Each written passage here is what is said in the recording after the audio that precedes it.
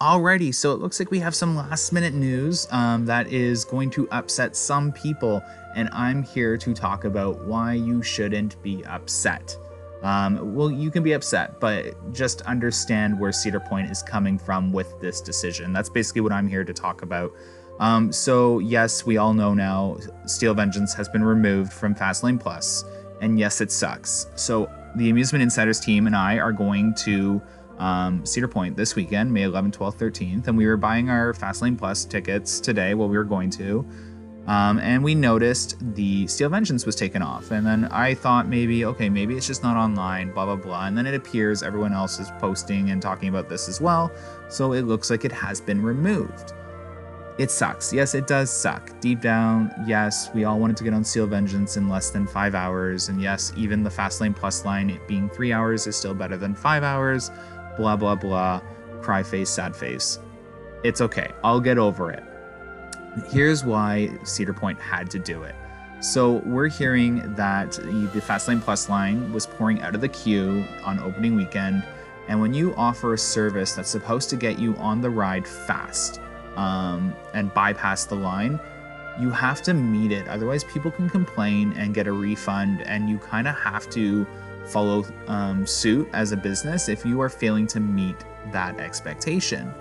I'm assuming there were a lot of complaints from FastPass users or Fastlane users arguing that, you know, they didn't get their money's worth from what they were promised, and that is kind of true. So as a business, it's smarter for them to take it off right now while the ride's extremely popular, let everyone, you know, wait in that line like the average person to get on the ride, and then add it again as, you know, the excitement, you know, settles down. It just makes more sense to do that than having so many people upset. I know if I was a Fastlane Plus user, I would be kind of upset if I just waited 3.5 hours to get on the ride, paying like $100 and something. With this, I am seeing prices have been lowered slightly on the Fastlane Plus. So they're down to $85, which is a little lower than what I was originally looking at purchasing. So that's exciting. And people are still going to buy these. So regardless of removing Steel Vengeance, the park is going to be super busy. It's a popular attraction. We're hearing really great things from really great channels like Coaster Studios, Theme Park Review, and all those people like Ohio Valley Coasters. Everyone's loving it. So that is really great news. So the park's going to be busy. So they're still going to sell Fastlane Plus to people, regardless of Steel Vengeance being on or not. I know I'm still going to buy it, and I'm going to get over it. It sucks, yes, deep down it does suck, but I'm going to get over it. And you should too, because this is smarter for them to avoid, you know, customer complaints and having so many people upset, and having you like just wait in the line knowing that you're waiting in the regular queue versus being a Fastlane user and being like, oh my god, that just took me 3 hours to get on the ride and I just paid $100 and something for this thing that's supposed to get me on the ride quick.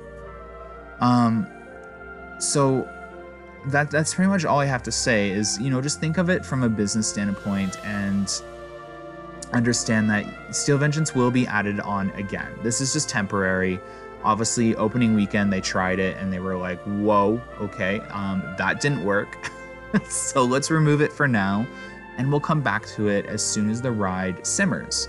Not the ride, but the, you know, the hype of the ride simmers. It'll be back. Everyone will be happy. So maybe, you know, if you don't like waiting in lines, wait a couple weeks to go to Cedar Point. And you'll have a much better experience. Unfortunately, the ride's super popular. There's nothing Cedar Point can do to make this situation any better. I 100%, as sad as I am, understand where Cedar Point's coming with the decision, and I think you should too.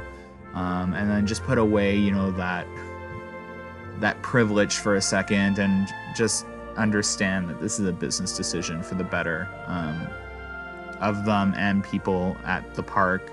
That's pretty much all I have to say about this. Hopefully you understand. I know everyone's upset. I'm upset too, but just put on your big boy pants or big girl pants and get over it. Me too. Don't worry. I'm not like judging anyone. It is upsetting.